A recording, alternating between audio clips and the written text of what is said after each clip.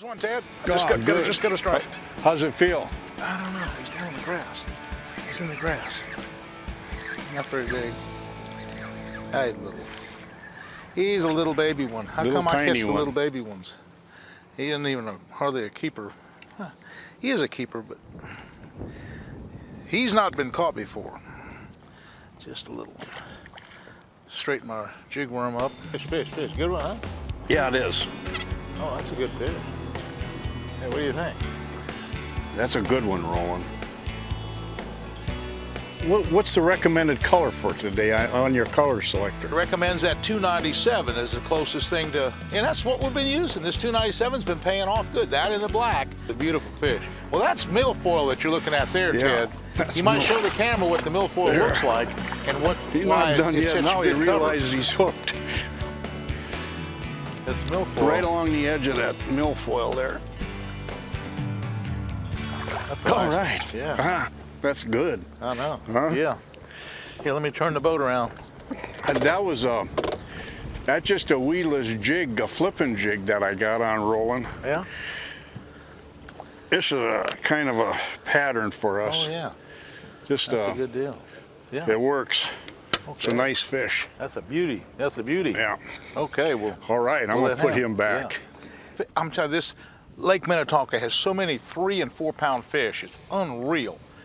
Best quality fish that I think in just about any place I've ever fished. Just kind of swimming that right on the bottom, just throwing that jig out and letting it swim.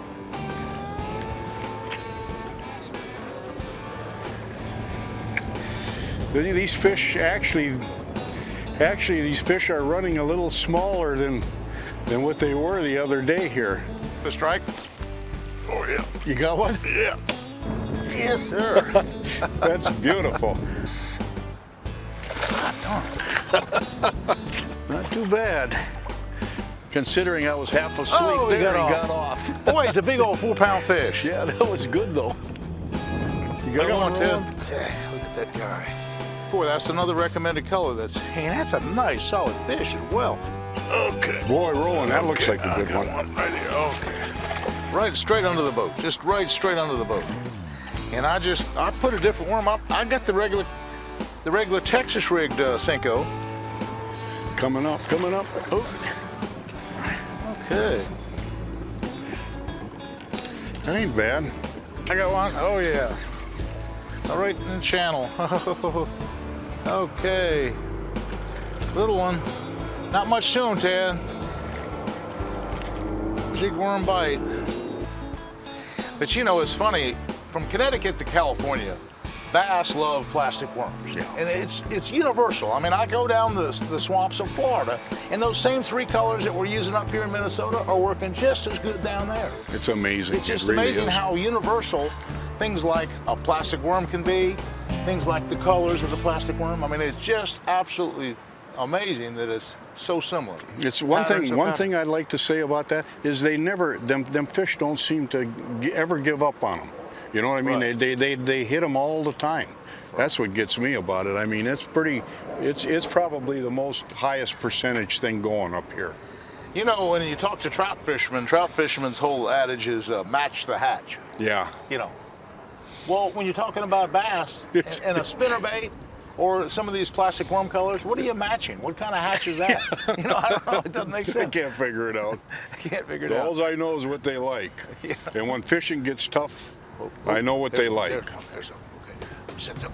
Oh, I got him. I tell you, this Minnetonka, you can't beat it. This is such a cool place. Look at this big guy. Oh, yeah. All now, right. Look, that fish has been caught before, Ted. That's another testimony for catch and release. Here's a big old, practically 4 pound fish or so, and he's had some type of a hook right there at some point in his life. Yeah. It looks like he's possibly been hooked here. It's all healed up now, though. But it's all healed up, and he's all ready to go. Nice I'm going to fish. go ahead and release him. Look at that big old giant fish. Nice bass. Okay. Ready. I'm going to let him go. Here we go.